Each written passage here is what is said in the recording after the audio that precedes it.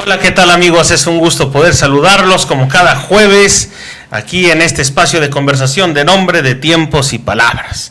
Como cada jueves doy la bienvenida a mis compañeros conductores, el maestro Marcial Guerrero. Arturo, ¿qué tal? Buenas tardes. ¿Qué tal, maestro? ¿Cómo está? Bien, aquí muy feliz con el tema que hoy vamos a abordar con el invitado que nos acompaña. Un muy buen tema, sin duda. El maestro Mario Velázquez Jaén. ¿Qué tal? ¿Cómo estamos? Buenas noches. Muy buenas noches, maestro. Gusto en saludarlo, como cada jueves. Ya casi tardes agosteras.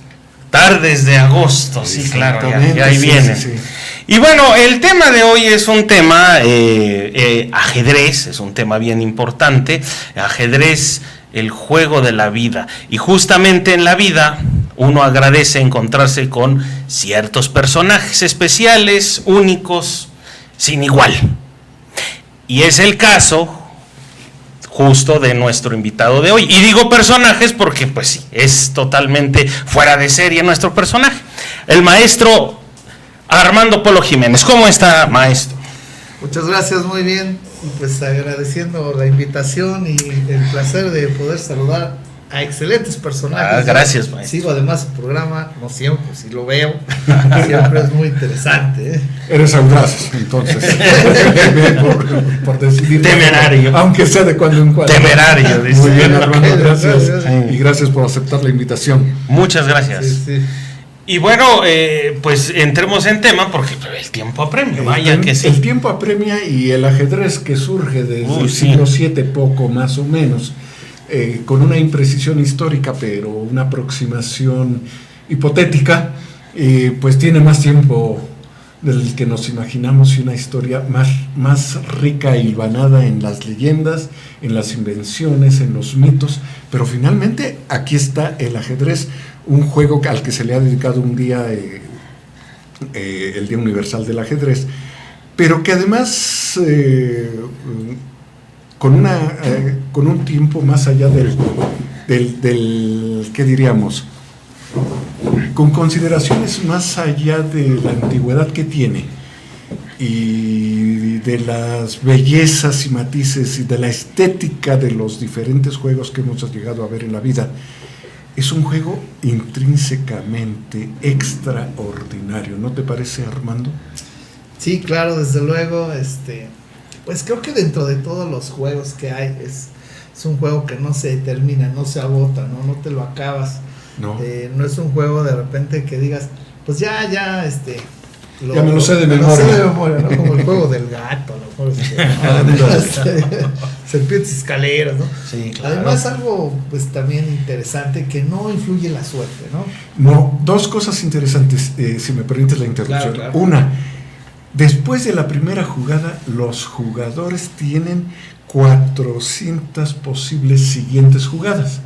Pero después de la cuarta, tienen 318,000 millones de posibilidades.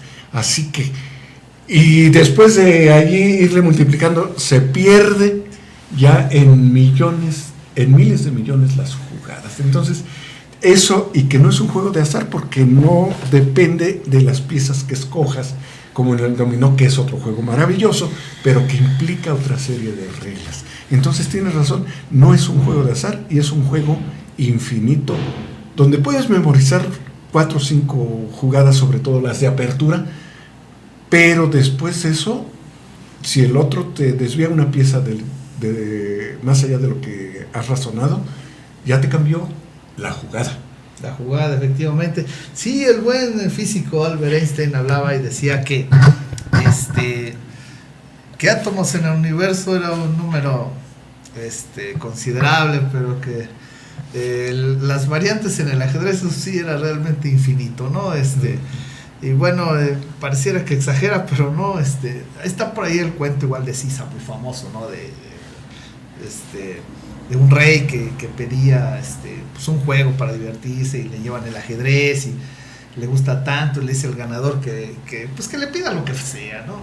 Y entonces el ganador le dice, bueno, quiero que me regales un granito de trigo para la primera casilla, 2 para la segunda, 4 para la tercera, 16 para la cuarta, exponencialmente avanzando, ¿no?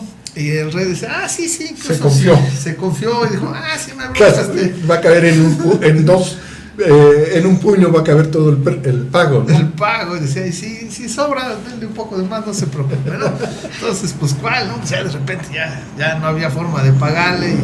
Y según cifras matemáticas, eso equivale a la producción mundial de trigo por 7 años, ¿no? Poderle cumplir al muchacho, ¿no? Sí.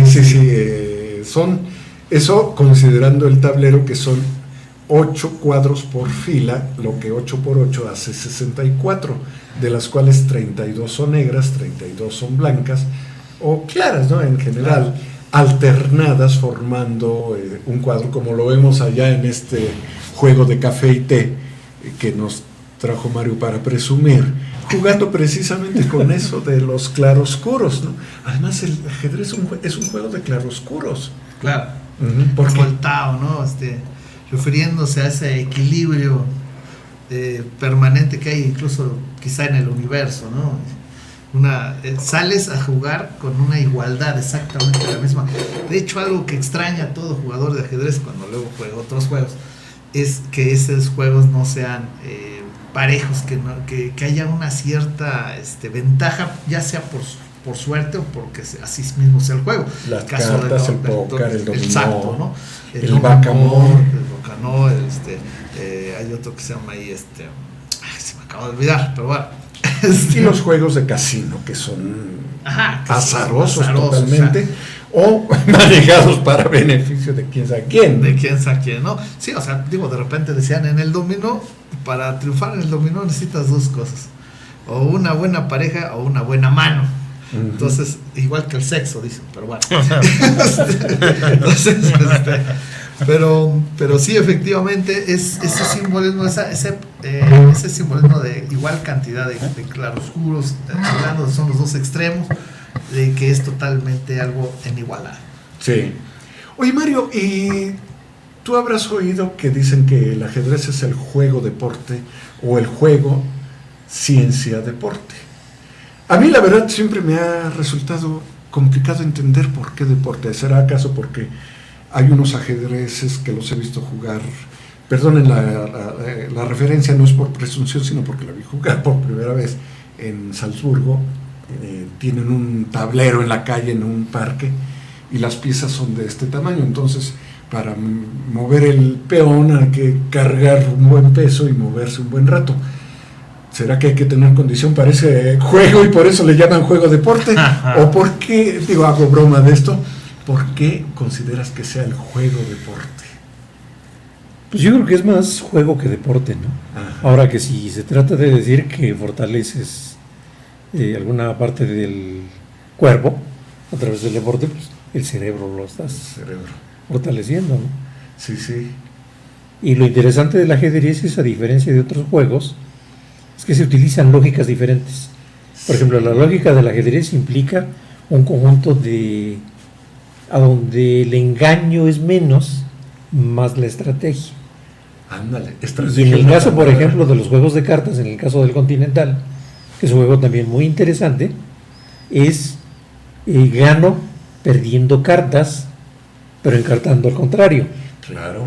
Y en el caso del póker, es engaño al contrario, pero con mi estrategia y llevando cuentas, ¿no? Entonces, como que tienes más niveles. Sí.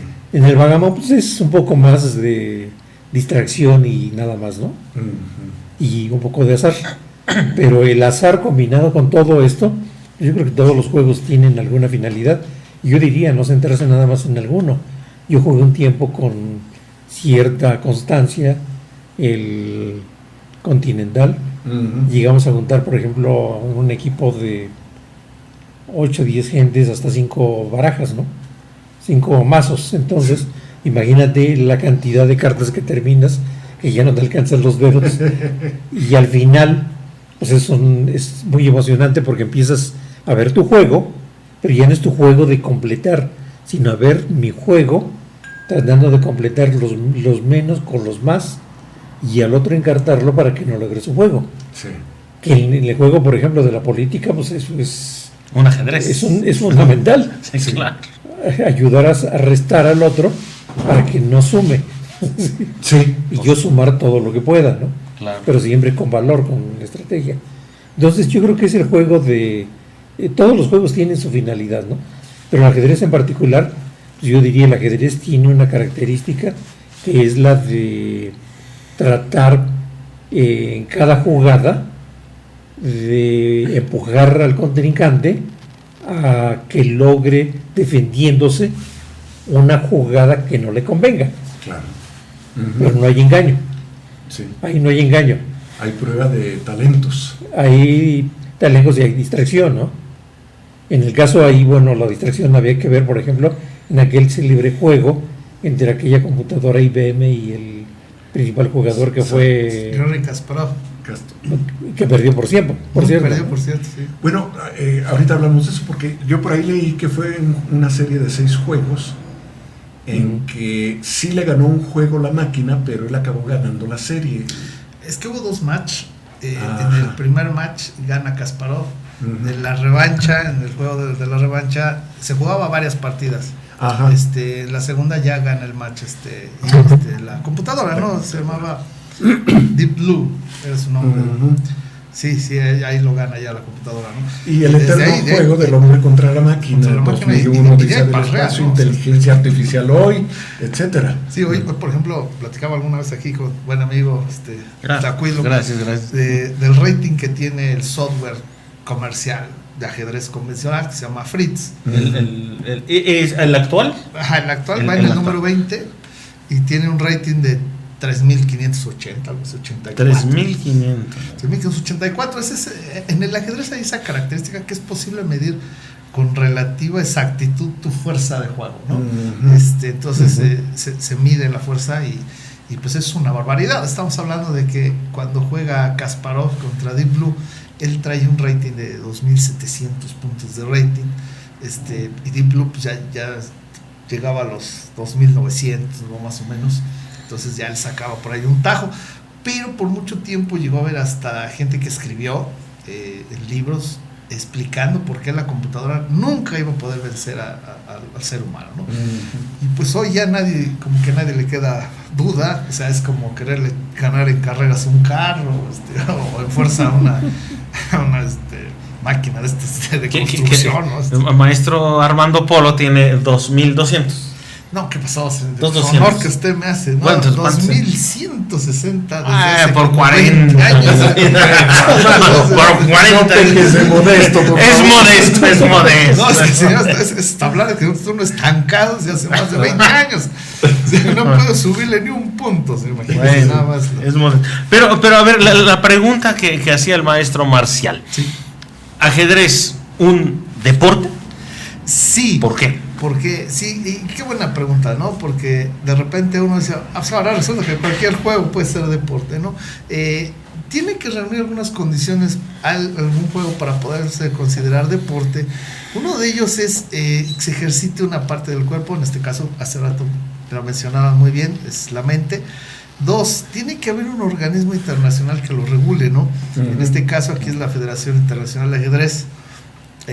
También hay divisiones abajo, es decir, por ejemplo está la Federación Mexicana de Ajedrez, Federación Interamericana del Ajedrez, hay asociación aquí estatal de ajedrez, esos organismos regulan, además hay una reglamentación especial, se juega diferente el ajedrez como juego normal y el ajedrez como torneo le incrementa las reglas. Por ejemplo, es obligatorio el uso del reloj, es obligatorio anotar una partida, ¿no?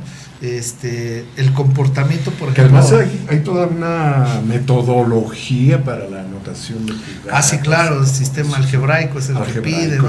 Había otro descriptivo. Entonces, y la situación de, por ejemplo, de conducta, ¿no? Por ejemplo, en los torneos de elite, tengo entendido que además hay un filtro electrónico para evitar que, por ejemplo, no se puede usar un reloj digital, o sea, de pulso, o sea, un reloj de mano no se puede usar, no puede uno traer celular. Si te suena un celular en un torneo, hasta de los aquí de feria, o sea, te descalifica, ¿no? Inmediatamente. Entonces, sí cambian las reglas, se juega distinto al pero no la norma esencial.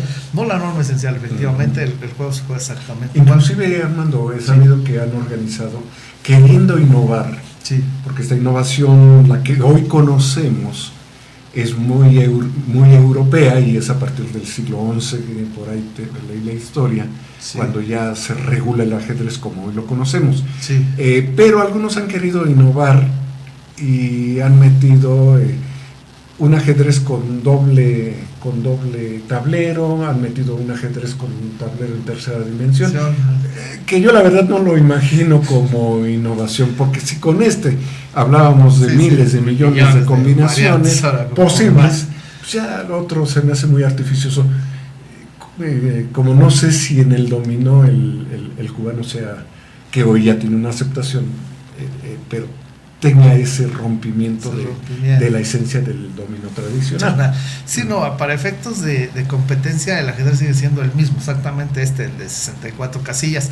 Lo que sí ha cambiado con el tiempo y ahorita es toda una moda es el ritmo en el que se juega el ajedrez. Por ejemplo, en antaño, se llamaba el juego clásico, se jugaba más o menos en un ritmo de juego de 40 jugadas para 2 horas, 1 hora para 20 jugadas más.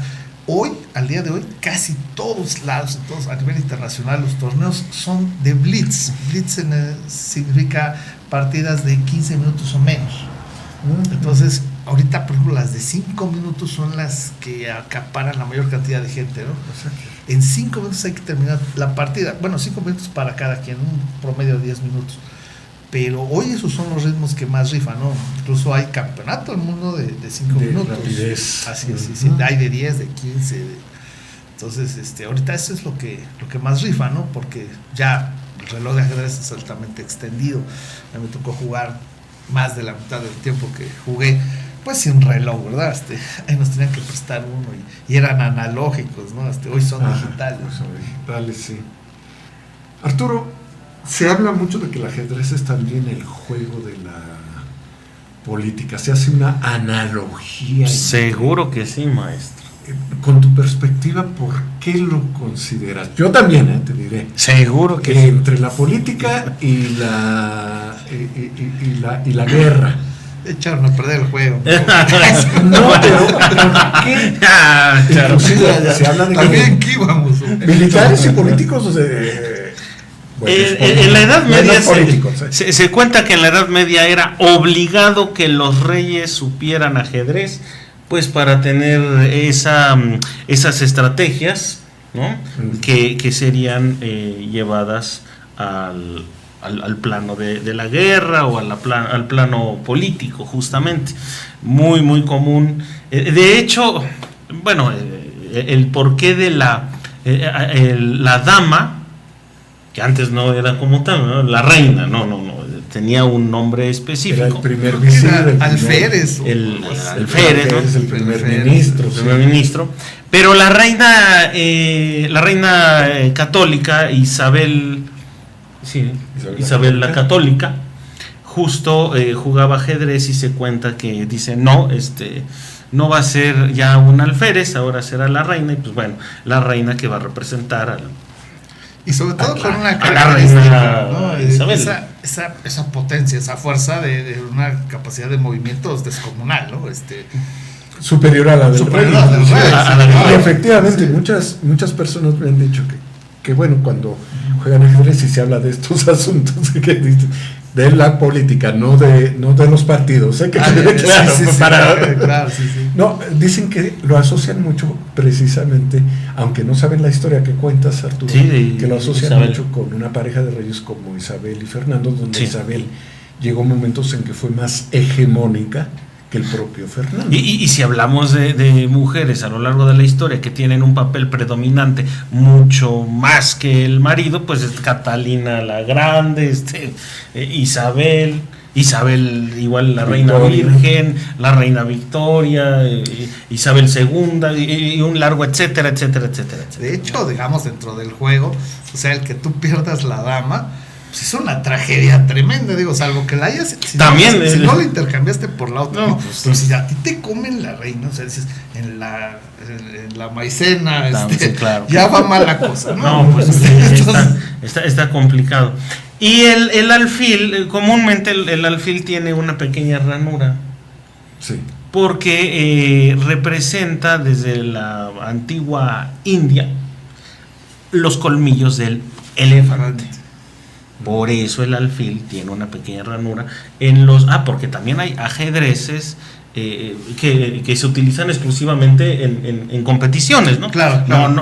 Es decir, este ajedrez está hermoso, pero no sería apto para una competición. Sí, No lo aceptan. Sí, pero sí para... No es ortodoxo. Un bonito... Las figuras no son ortodoxas. Un bonito adorno de mesa en la sala, pues a todo dar.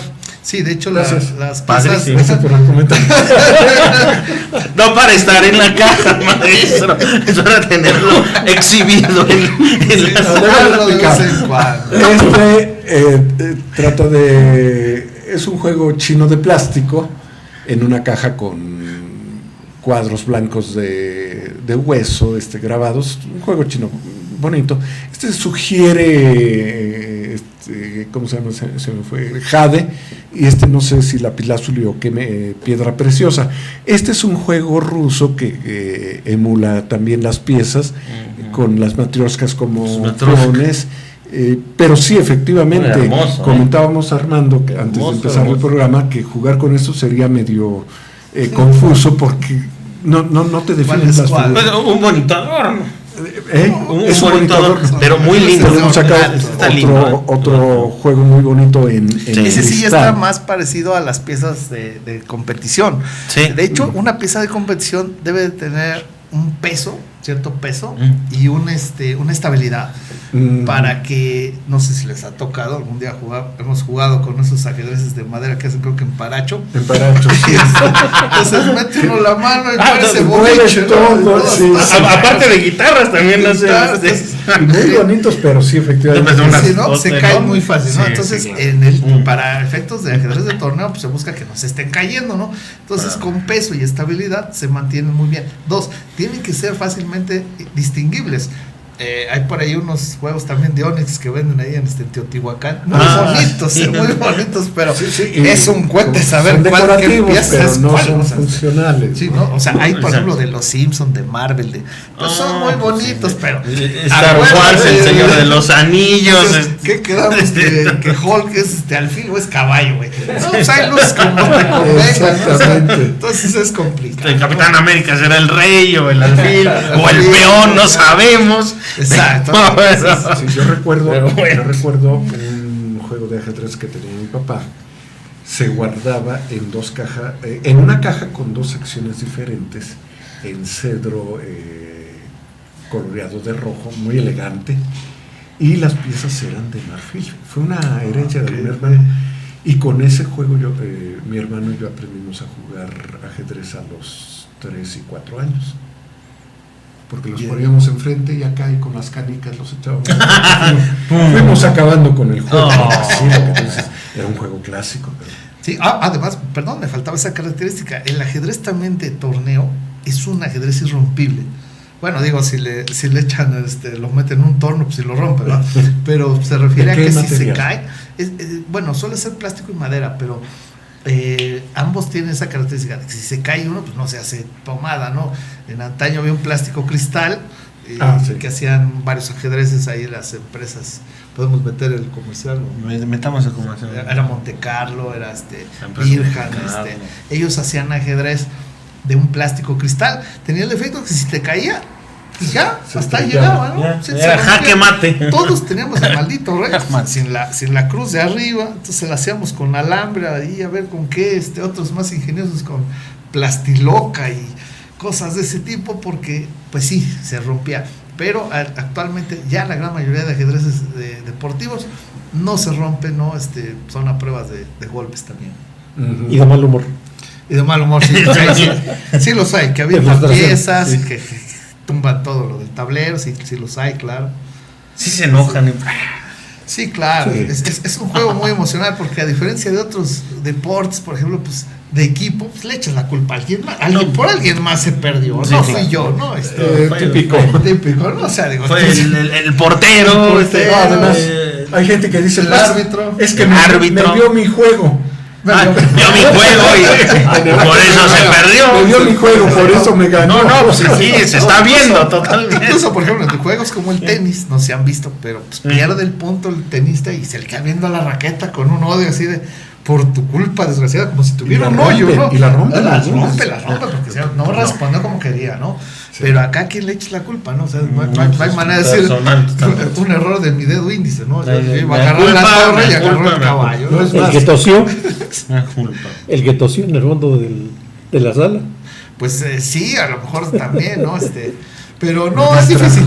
Aquí es difícil echarle la culpa a alguien. Hace rato decían de otro concepto igual importantísimo. Era el de que aquí, pues a diferencia, por ejemplo, en los juegos de azar o el caso del dominó, que tienes que tener cubiertas tus fichas, no deben de saber los demás qué fichas tienes. Aquí todo es visible, esto le aumenta la dificultad, porque tú haces un movimiento y lógico que el otro sabe lo que quieres hacer, a qué aspiras. Pero obviamente aquí parte del gusto del juego, del entretenimiento del juego, es de que a pesar de eso, pues tú tienes que utilizar, por ejemplo, ahora sí como dirán los boxeadores, la finta, ¿no? O sea, tú mueves acá para que el otro crea que vas por acá, pero realmente vas por allá, ¿no? Dobles intenciones de las piezas, ¿no? Fíjate que dentro de toda la plática, Mario, va saliendo algo interesante. El ajedrez no es un juego ni sencillo, ni fácil, ni ingenuo. Es un juego con muchas implicaciones, es un juego con mucha historia, un juego que empezó en la India, pasó a Persia, de Persia pasa a Arabia, de Arabia hay dos vertientes, una dicen que por Constantinopla entra a Europa en el siglo XI me parece, otros dicen que antes por Córdoba, por España cuando era Emirato Árabe, entra a España y luego sube al resto de Europa. Pero lo que también se plantea es que en la Edad Media es cuando en Europa se configura con los personajes y con las facultades que cada personaje tiene, es decir, su movimiento de cuadros por el tablero. El rey, la reina, el rey con menos movimiento que la reina, pero es la figura que hay que cuidar. La reina con una habilidad para desplazarse en línea recta, en línea diagonal, de uno o más cuadros según se permita, comer las piezas del contrario ocupando sus cuadros. Luego vienen los alfiles, que algunos dicen que es así como el juego del ministro secreto o del visir, o del obispo con todas esas historias entre ingeniosas, truculentas que se cuentan. O el bufón que escuchaba también dentro de broma y broma, escuchaba y manejaba los hilos. Luego tenemos los caballos sugiriendo la caballería y ese movimiento en L que es ingeniosísimo y complicado para el buen manejo, lo dice. Y finalmente las torres, los espacios de defensa que sugieren desde aquellas torres romanas que iban empujando para asaltar fortalezas, en fin. Pero la pregunta que te quería hacer, Mario, es, con todo esto hemos entendido que hay un juego de interpretaciones, de símbolos, de reglas, y que nos permiten decir que el ajedrez se ha convertido en un juego muy recomendado y muy recomendable por muchos elementos. O sea, se ha estudiado pedagógica y psicológicamente que el ajedrez tiene una buena cantidad de impactos favorables. No sé, provee la inteligencia, por decir alguno. ¿Cuáles se te ocurren a ti, dos o tres? Pues la tolerancia. El culto a la tolerancia. O sea, debes tolerar que tu hijo juegue ajedrez en lugar de hacer los quehaceres. A eso el sentido de tolerancia es un valor dentro del ser humano normal. Pero cuando se presentan algunos síndromes en el cual se particulariza no porque sea egoísta, sino porque solamente quiere ver hacia sí mismo, el ajedrez es una terapia para cultivar otra forma de comportamiento. Entonces la tolerancia a perder la logras con el ajedrez. La tolerancia a ganar también, ¿no? Entonces vas generando una serie de cosas. Cuando hay el problema del síndrome postraumático en cualquier edad, pero particularmente en la edad infantil, entonces se generan algunos síndromes que son muy delicados porque limitan o lenguaje, escritura, desarrollo social y muchas cosas más, ¿no? Entonces es una forma de inducir al individuo a una sociedad en un ambiente de tolerancia, yo diría, de orden, de ética y de moral también. Pues el ajedrez es fundamental, ¿no? Porque si lo pones a jugar cartas, ahí es otro. Es otro asunto también. Sí, porque por ejemplo, lo enseñas a jugar póker a un niño de 11, 12 años, pues ya verás lo que tienes de adulto. Sin embargo, yo Vale, el muy engaño en importante. los ojos. allí, ahorita después me gustaría que habláramos de la importancia de lo lúdico en los juegos. Lo mismo las cartas que los dados. Ahorita hablaríamos de eso, pero te preguntaría, Arturo, tú Por lo que se ve son jugadores, somos jugadores. Es lo que Somos están proyectando, pero bueno, jugadores Arturo, asiduos de Wimpo. ¿qué tres méritos le verías al ajedrez?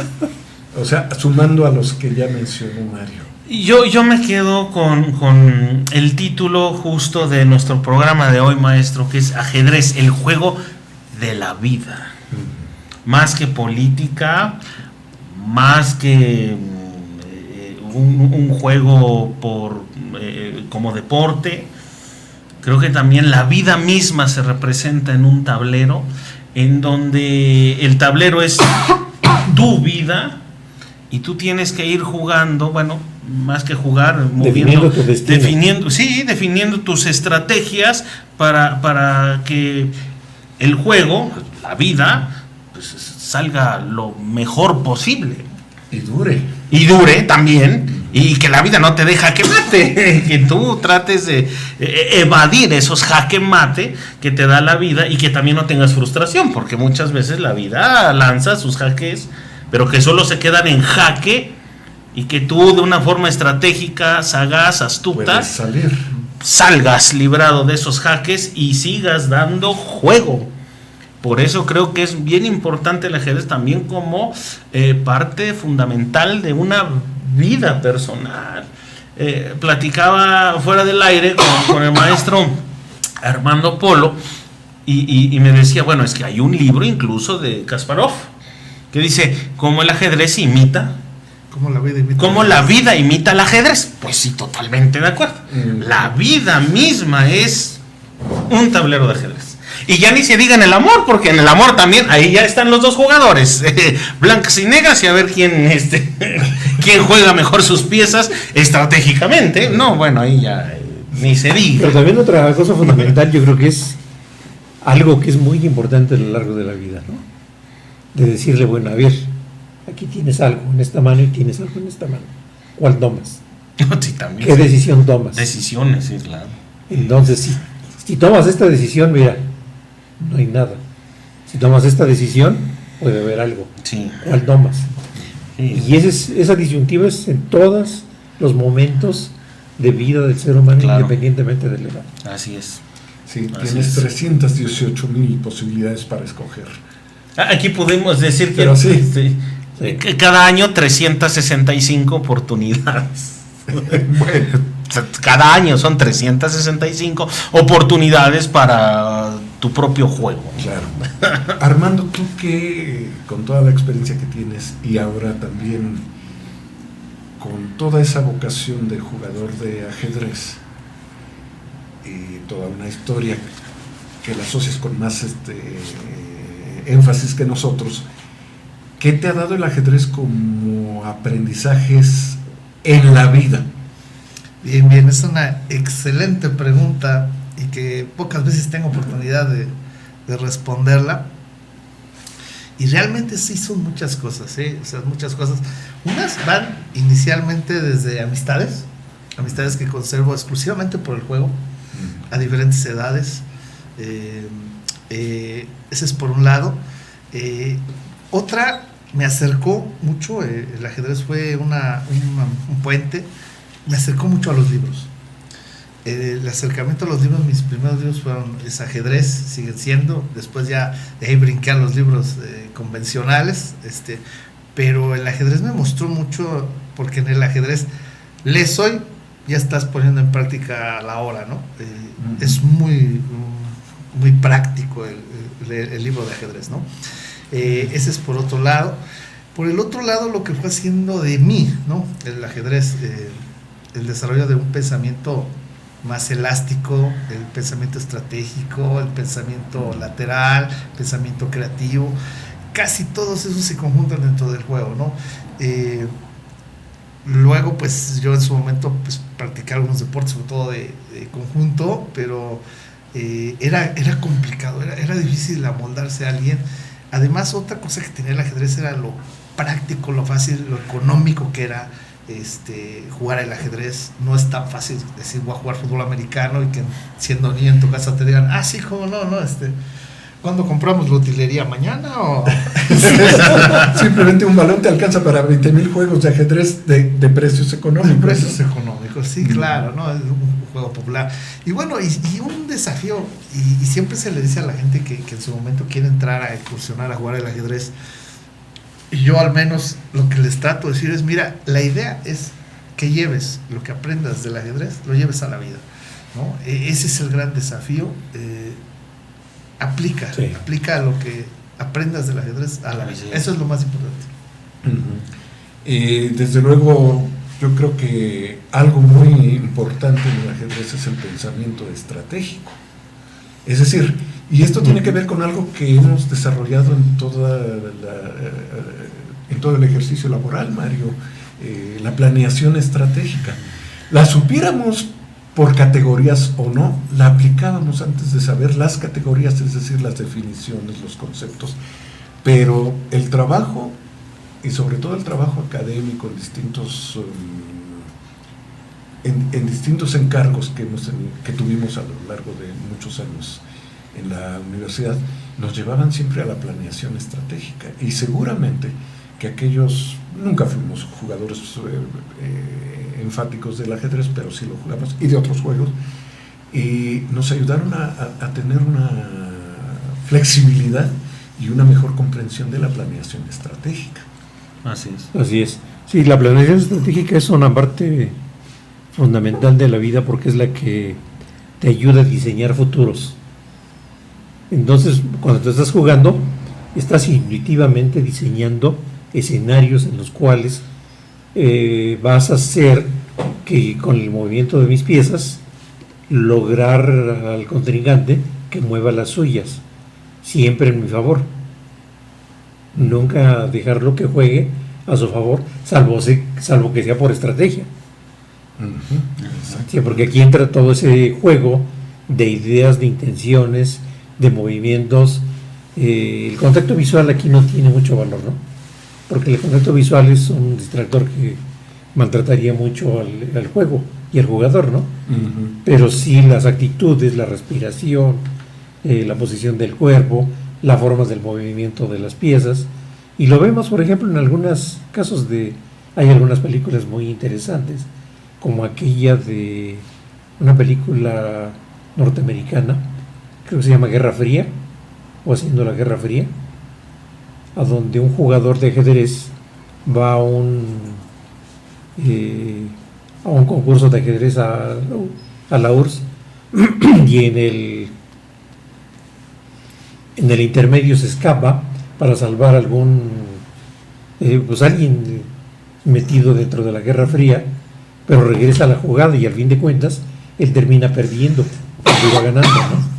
Sí, esto que dices, interrumpo, yo creo que está inspirado en esa confrontación que duró años entre Fischer y Boris Spassky, que fue durante la Guerra Fría, y además simbolizó en mucho la confrontación de la Guerra Fría entre Estados Unidos y Rusia, y de ahí derivaron muchos aspectos narrativos de ficción, pero inspirados en este juego de confrontación, ¿no? Ahora, respecto a la cuestión de la creatividad y las soluciones, ¿cómo verías esto en el ajedrez, Arturo? ¿A qué te lleva? O sea, tienes el ajedrez, pero no es cosa de que memorices, que sí hay que memorizar ciertas normas. Memoriza muy bien, bueno, lo analizas. El análisis. Análisis. Y otra es la memoria. Sí, muy distinto. Porque tienes que memorizar las normas, las reglas, pero también tienes que ser creativo. ¿Cómo, sin salirte de las normas y las reglas, cómo puedes hacer combinaciones? Que al inicio del programa mencionó algo interesante, maestro Marcial. Quizá un jugador tenga la idea, bueno, o haya memorizado una jugada, hay miles de jugadas, pero en el momento en que el contrincante ya movió otra pieza, ya no es la misma jugada que tú tenías y ahora entonces, a ver, el experto que nos diga, ¿y ahí qué sucede? A ver. Bueno, es que Ahí a lo sí. mejor la memorización es más de patrones. Patrones. O sea, patrones, es decir, tú vas a ir ejercitando posiciones que llegan a repetir por sus características, ¿no? Pero siempre como jugador del ajedrez, siempre estás ante una situación nueva, ¿eh? O sea, no difícilmente te sabes todo lo que va a pasar, como dicen, es imposible. Quizás al inicio, ¿no? Al inicio sí, o sea, desde luego las primeras. La primera Las salida, ¿cómo se aperturas. llama la clásica? Sí, el peón de rey, a lo mejor, ¿verdad? Salir con peón de rey. No, más o menos, yo creo que la gran mayoría de jugadores a lo mejor sí domina las primeros 10 movimientos, cual más lo ha visto en su librito, en su casa, con la computadora. Atrás del juego, pues sí, tiene que haber preparación, ¿no? De hecho, la fuerza del juego te lo da a estudiar. No es tanto como a lo mejor un juego como el caso del billar. Alguna vez quisimos incursionar aquí con mi buen amigo, y son horas prácticas Sí, lo que te va están dando la practicando, fuerza, ¿no? Tienes que estar arriba de la mesa y estar jugando, pero el caso del ajedrez es estudio, ¿no? Tienes que estar estudiando, y hay libros de aperturas, hay enciclopedias que hablan sobre las aperturas, ¿no? nada más. Exclusivamente, ¿no? Entonces, la fase por ejemplo, del final del juego también se estudia, ¿no? Entonces, esa parte, sí, tú llegas y la traes, pero es muy probable, lo más probable es de que ya durante el juego, tarde o temprano, se van a salir de eso de lo que tú estudiaste, lo que tú sabías. Sí, claro. Y lo que te va a ayudar es que no debes de memorizar solamente las aperturas, los movimientos de memoria, sino tú debes de entender qué pasa en el juego, debe haber una comprensión. O sea, ¿cuál es el objetivo y el chiste de una apertura, ¿no? Hay veces que es el dominio de una casilla, hay veces, todas las aperturas, por decirlo así, todas tienen planes muy específicos, ¿no? Desarrollo de las piezas, control del centro, poner en seguridad al rey, colocar las torres en una columna abierta que se pueda abrir, pero hay formas distintas. Por ejemplo, la apertura española, por ejemplo, ¿no? Que haría un personaje llamado Ruy López, que incluso le agrega el último movimiento que se agregó al reglamento del ajedrez, que se llamó comer al paso, data del año 1600 más o menos, a raíz de un escrito que él hace, y lo adoptan, y es una innovación. Bueno, ese personaje también hace escritos sobre una apertura hoy conocida como la apertura española, ¿no? Que fue el arma, mencionar como dato curioso, el arma favorita de campeones del mundo, ¿no? O sea, Kasparov, sus grandes victorias con la española, Karpov, la española, ¿no? Magnus Carlsen, casi actual campeón, porque es un hindú, pero con la española, ¿no? Muchos jugadores se hicieron muy fuertes con la española, y por ejemplo la española dicen, bueno, tienes que cuidar al alfil español. El alfil español es el alfil de casillas claras que juegas con las blancas, y es curioso ver cómo en la apertura el tipo se mueve. Y recomiendan los principios generales de la apertura es no estar moviendo la misma pieza muchas veces en la apertura, pero esta sí se mueve, ¿no? Porque es la pieza más importante. Sobre ella gira la estrategia que posteriormente se va a dar en el medio juego. Entonces, si tú de repente solo memorizaste las jugadas, cuando te salgas de eso, no vas a tener ni la más remota idea. Sí, si claro. te quitan ese alfil, te vas a dar cuenta que tu juego ahora carece de todo sentido, ¿no? Entonces, tienes que saber esa clase de cosas. Claro. ¿Qué es lo importante? ¿Cuál es el sentido y el objetivo en una apertura, ¿no? Exacto, y además, bueno, ahorita que lo decías, pensaba yo en otro asunto que también es fundamental. No debes saber cómo se mueve el alfil, la reina o tal, individuales, sino No. debes al mismo tiempo trazar todo Claro. un esquema, una arboreación compleja de tus piezas unas con otras, Claro. y de tus piezas en función de las del contrario. Exacto. O sea, si yo muevo esta, ¿cómo se reajusta casi en un síndrome de, ¿cómo se llama esto? De efecto dominó, mariposa, casi. dominosa. Sí, claro. Luego una y cómo se reacomodan todos, Sí. que es una serie de circunstancias que debo tomar muy, muy bien en El cuenta. desarrollo de la imaginación, ¿no? Sí, El desarrollo de la imaginación. Efectivamente, Sí. y las soluciones. Ir viendo escenarios. Los escenarios. Sí.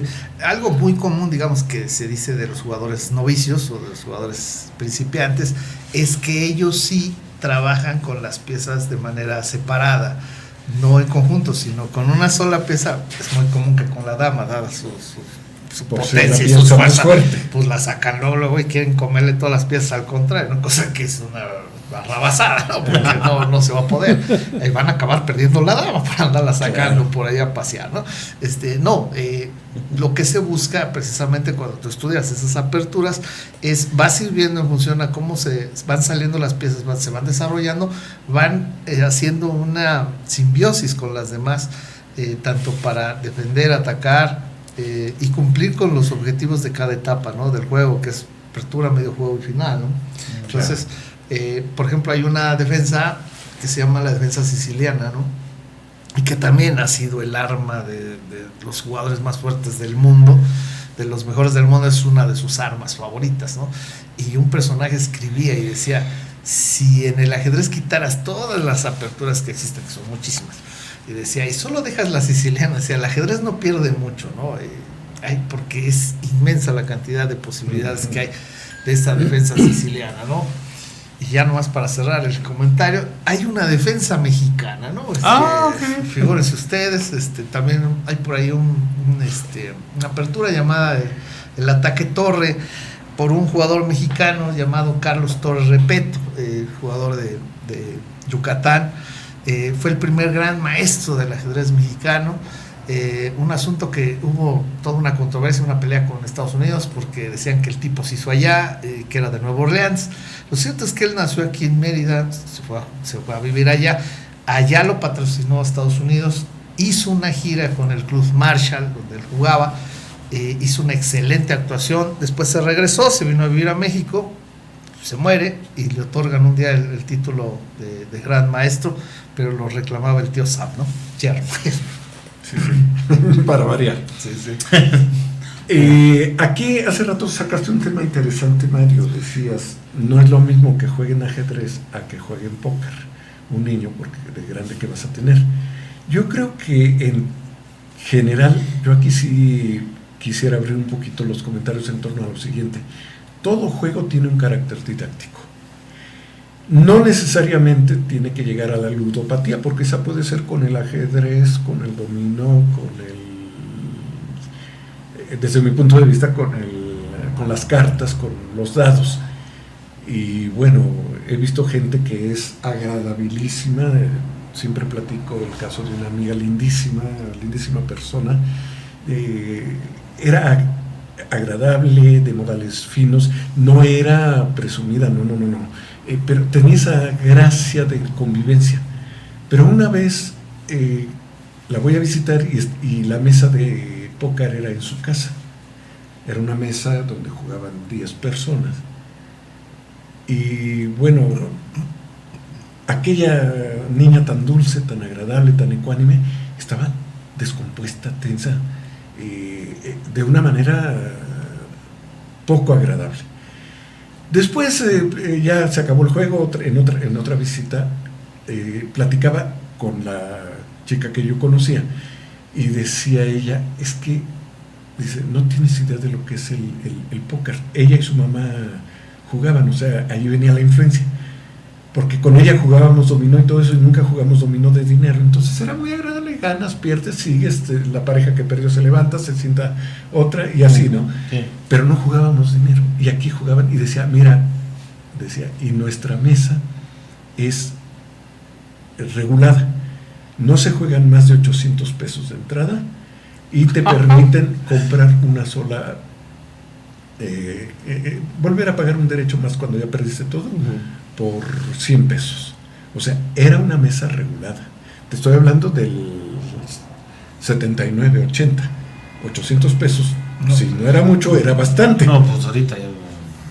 Si aún ahorita es bastante, hace 79 era mucho más. Decía, es que dice, sé de mesas donde se juega mucho más. Pero insisto, no es el juego, porque también el póker, también el dominó, también detonan habilidades intelectuales, todo eso. Pero tiene un límite en el cual si rebasas ese límite ya es... Entra la ludopatía. Sí, el problema ahí más que todo es la bioquímica cerebral, ¿no? Porque la bioquímica cerebral durante el juego desarrollas cortisol, desarrollas otra serie de sustancias interesantes que generan a fin de cuentas un estado de emoción y un estado de, pues, similar a ingerir alguna bebida alcohólica e inclusive algún estupefaciente, ¿no? Y el problema es que genera adicción, atraviesa la barrera cerebral definitivamente. La barrera cerebral es un término muy interesante para entender lo que es la cuestión de la afición por las drogas, vamos a llamarle así, ¿no? Resulta que pues, tú te tomas una taza de café la primera vez en tu vida y tienes una sensación interesante. A la siguiente te tomas la misma taza de café y no va a tener la misma. Y si eso se hace consuetudinario, vas a terminar tomando 5 tazas de café para buscar esa misma sensación. Y lo mismo puede suceder con un chocolate, lo mismo con algunos alimentos, lo mismo con el dulce, por ejemplo. Entonces todo eso atraviesa la barrera cerebral, llega al cerebro, genera un conjunto de emociones, genera un conjunto de visiones, un conjunto de sensaciones, principalmente la búsqueda de placer, competencia y todo esto, ¿no? La adrenalina, por ejemplo, que es una sustancia que generamos nosotros en el cuerpo, nos hacemos afectos a la adrenalina, ¿no? Y sí, cuando prescindimos de ella, pues ya verás la conducta que se genera, ¿no? Sí, ahora, mi pregunta iba en este sentido. Eso mismo, en el dominó, en el ajedrez, y hasta en los deportes, ese rompimiento de la barrera cerebral puede ocasionarse o no también. Sí, sí. Entonces, no es tanto el objeto del juego, sino el rebasar las líneas de la tolerancia en el uso del juego. A eso me quería referir, ¿no? Que son juegos siguientes. Sin embargo, el ajedrez es muy difícil que te genere adicción. ¿En serio? ¿Para qué me invitaron? No, seguro, fírmame seguro. ¿En serio? No, ya dije. Sí, porque necesitas al contrincante. Sí, claro. Pero es muy apasionante. Y ahí viene un efecto interesante. Hay un libro muy interesante de Humberto Eco que se llama Construyendo el enemigo. El eje de todo el libro es pues que todo individuo que tiene un sentido de competitividad siempre va a necesitar un contrincante, siempre va a necesitar a alguien en quien depositar culpas, en quien depositar debilidades, frustraciones y muchas cosas, ¿no? ¿Por qué? El libro empieza con una narrativa a donde Humberto Eco va en un automóvil en cierto país del mundo y empieza a platicar con el operador. ¿Y usted de dónde viene? No, pues yo vengo de aquí, de acá. Ah, pues yo vengo de una región de Medio Oriente. ¿Y usted viene de Italia? Sí. ¿Y quién es su enemigo? Le pregunté, ¿quién es su enemigo? Entonces él dice, bueno, me obligaron a reflexionar acerca del papel del enemigo en la vida del hombre, el del hombre solo, del hombre en sociedad, del hombre político, del hombre en competencia, ¿no? Entonces, si se fijan, por ejemplo, el discurso, el eje de todo discurso en algún medio determinado, político, familiar o lo que sea, hay un sentido de competitividad. Y dice, oye, yo hice no, pues yo también hice esto. Oye, fíjate que en la política se ve mucho, ¿no? No, yo vengo aquí, mi propuesta es esta, pero nunca dicen los intereses nacionales, el interés de una ciudad, las verdaderas necesidades del pueblo. No, el otro lo hizo mal. Entonces dices, bueno, ¿cuál es el objeto del discurso político en el caso, no? Claro. El eje del discurso político es decir que yo voy a hacer las cosas mejor que el otro, aunque las haya hecho pésimas, las voy a hacer menos pésimas, o buscar un nivel, sacar completamente todo eso que sería una actitud más madura. ¿Por qué? Porque en psicología social hay una cosa que se llama la teoría del vínculo. a donde dice el individuo desde que nace va generando la construcción de conductas cercanas a la construcción de un vínculo, el de independencia, el de competencia y el de cooperación. El vínculo de independencia pues es el egoísmo, el vínculo de competencia pues es siempre la agresión, y el vínculo de cooperación es a donde construimos el nosotros, ¿no? Entonces la construcción del nosotros, ¿qué quiere decir? Pues construir una cultura, construir una serie de valores, construir tolerancia, construir la moral, construir la ética. Pero entonces el eje de este libro es muy interesante, se lo recomiendo mucho. ¿El nombre del libro para quien le interese? Es de Humberto Eco. Es de Humberto Eco, y es construyendo al enemigo, o la construcción del enemigo. La construcción del enemigo, ahorita. Pero bueno, lo bueno es que no se hace adicción. Sí, bueno, iba yo para allá justamente. Construir al enemigo se llama Humberto Eco. ¿Cómo? Humberto Eco. No, pero el nombre del libro. Construir Construir al enemigo. Construir al enemigo de Humberto Eco. Armando, nos ibas a dar. Sí, una opinión en torno a ese asunto, ¿no? Que es interesante, ¿no? Que es interesante, claro, desde luego. Creo que en términos de ludopatía, por una conferencia que tuve oportunidad de ir, dice que está más asociado a los juegos donde hay azar y hay dinero de por medio.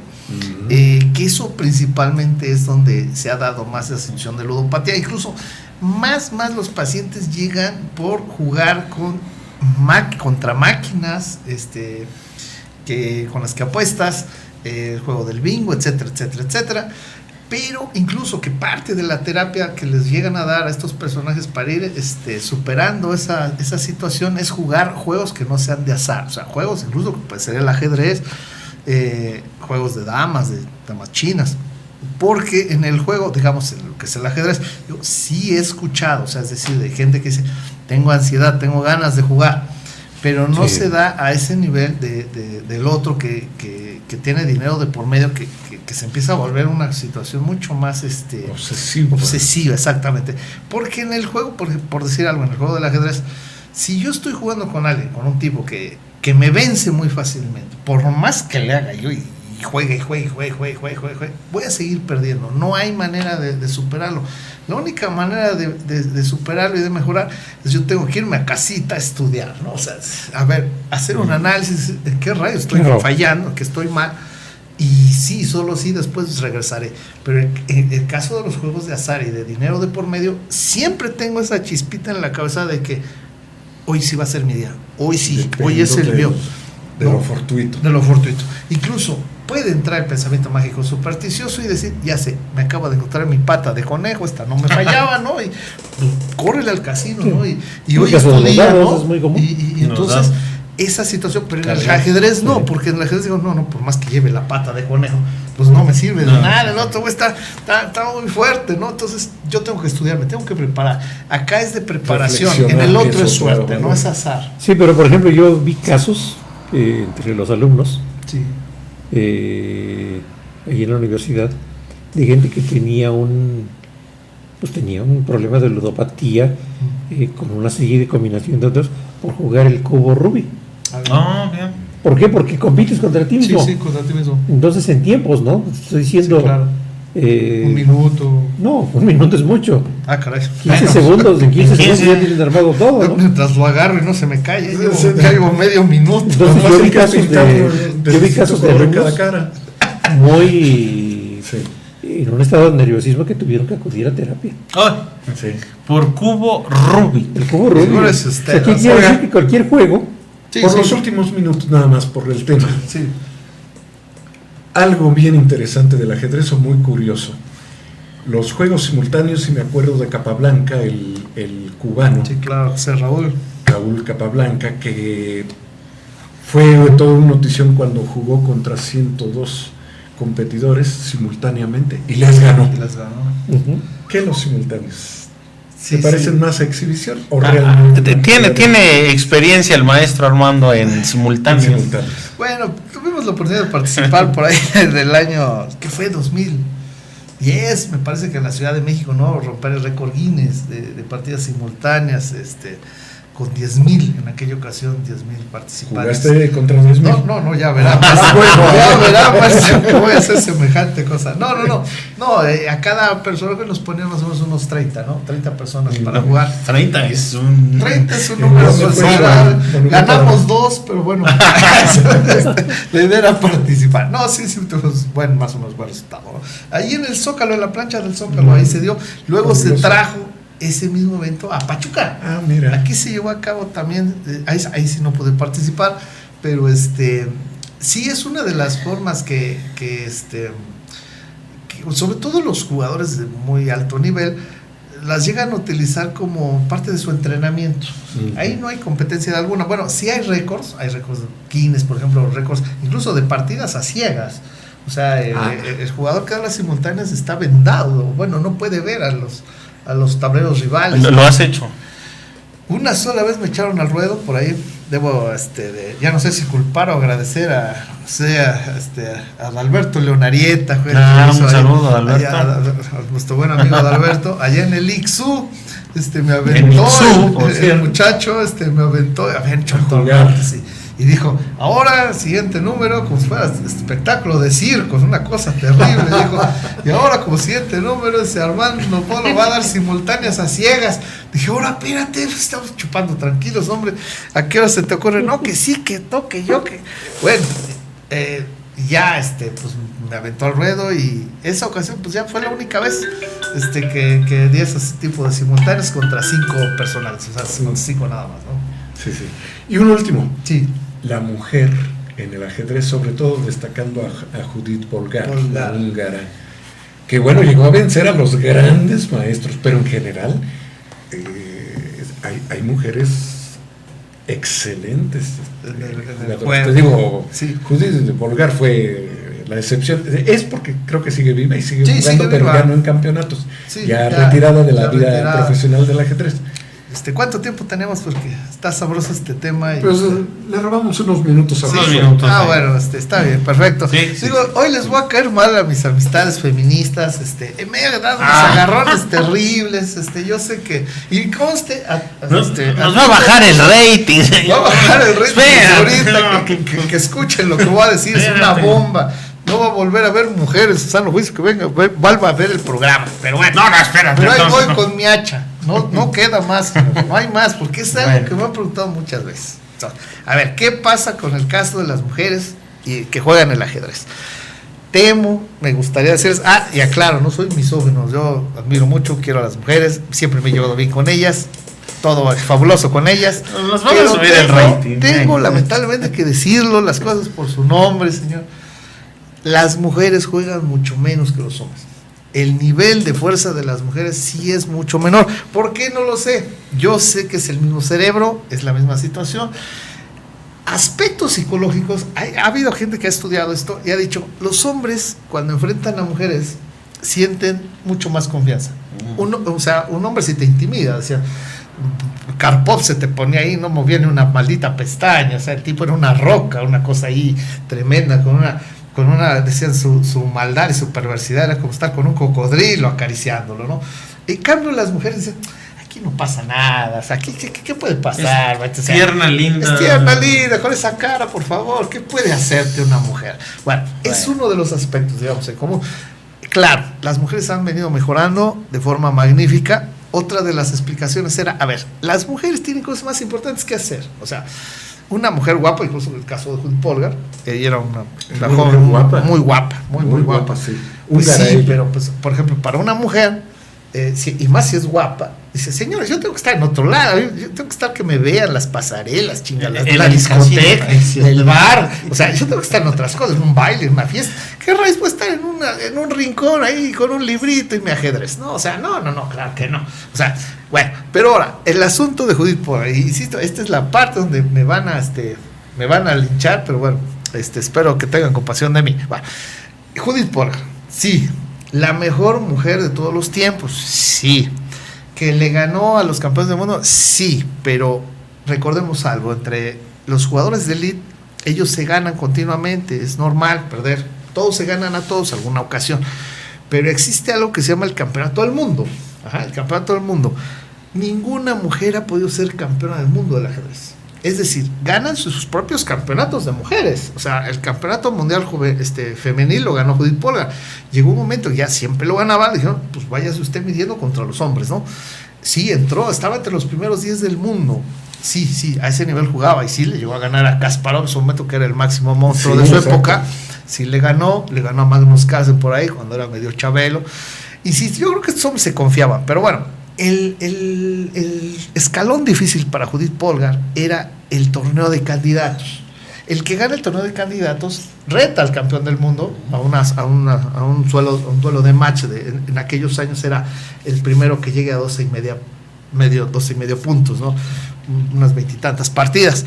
Bueno, ese torneo había que vencer al gran monstruo, un jugador que yo admiré muchísimo, un holandés llamado Jan Timman.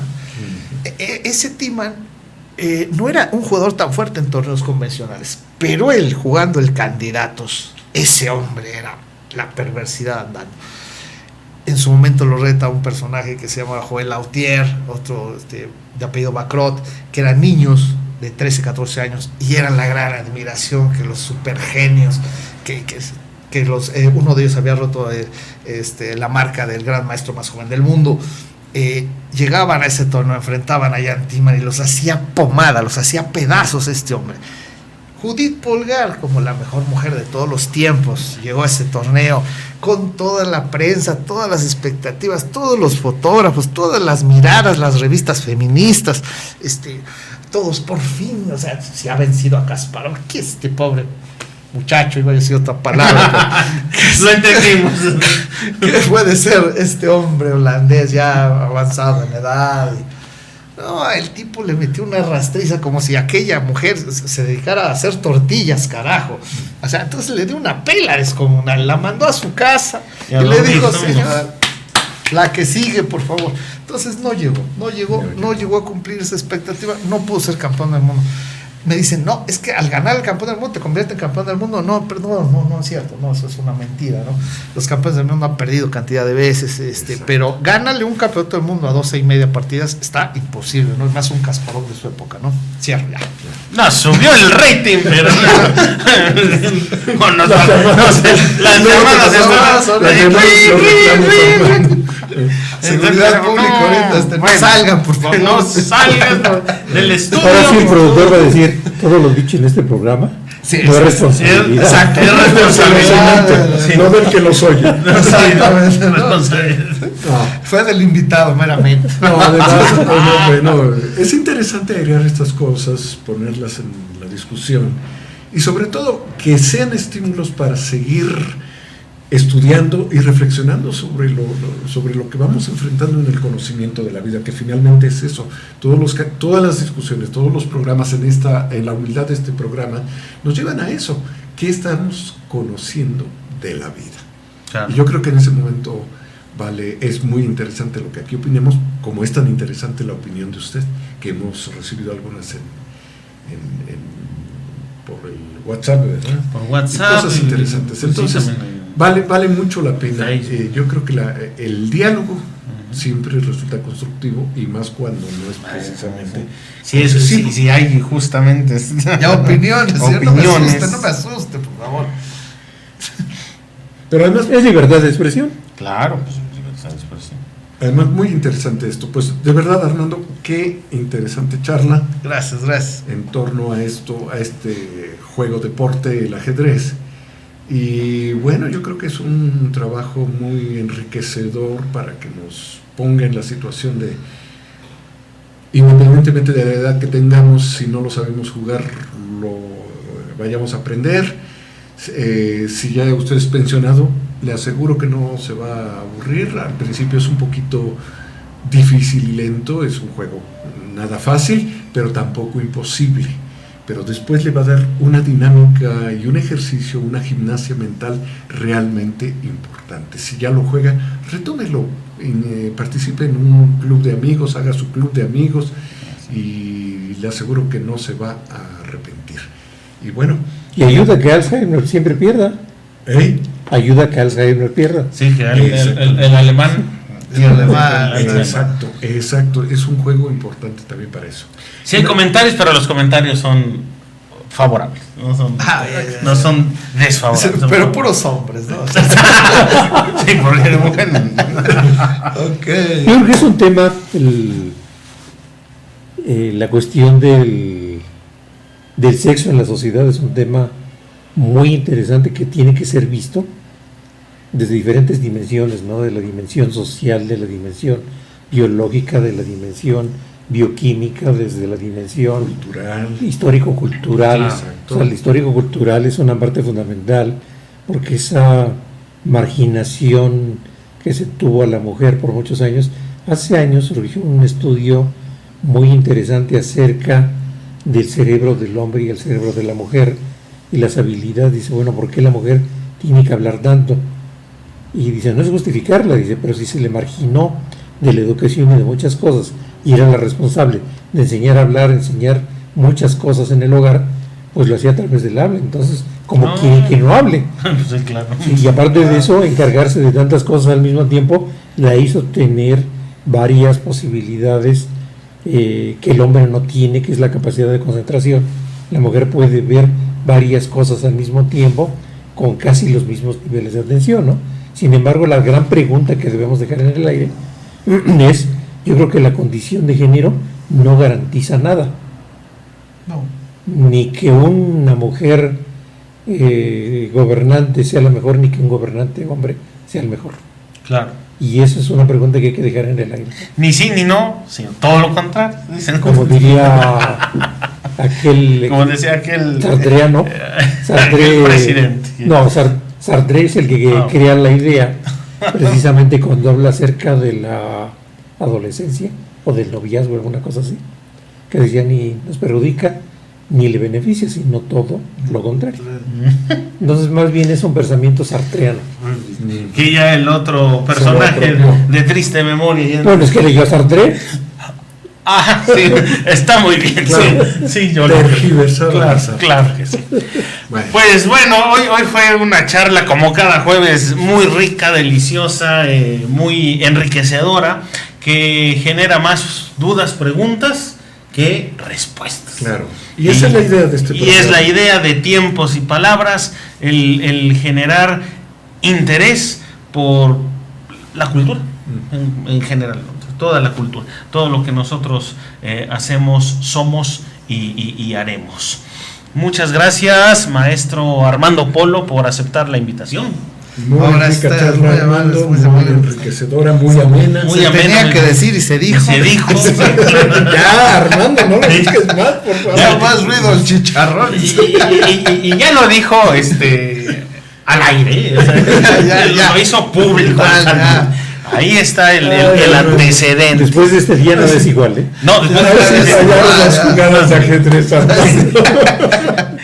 esperemos que haya sido una buena estrategia haber movido esas piezas. La entrada, Maestro. la apertura de juego fue muy buena, pero el cierre. El cierre fue el jaque mate. Fue un jaque mate, sí, totalmente. El humor. No perdamos el sentido del humor. Por supuesto que no. Pueden perder todos los sentidos, menos el del humor. Menos el humor. Así es. Gracias, Armando, de verdad, riquísimo. Gracias, que sea la primera de muchas otras más entrevistas, por supuesto Claro, que sí. sí.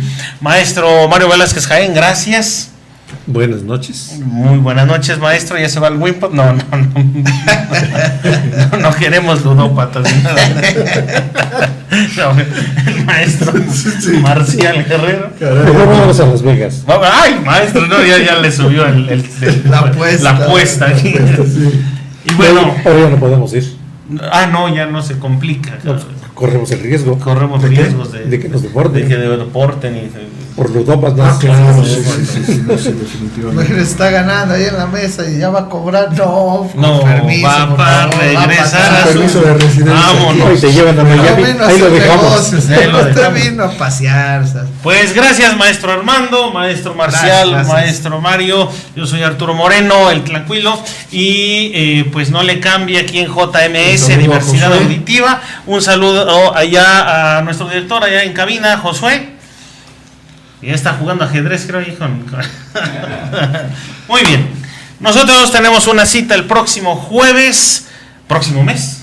El próximo mes nos vemos, el primer jueves del mes de agosto. El 7 de agosto. El 7 de agosto nos vemos aquí en este espacio cultural llamado De Tiempos y Palabras, un espacio de conversación en el que platicamos de todo y nada a la vez y siempre nos llevamos más preguntas que respuestas.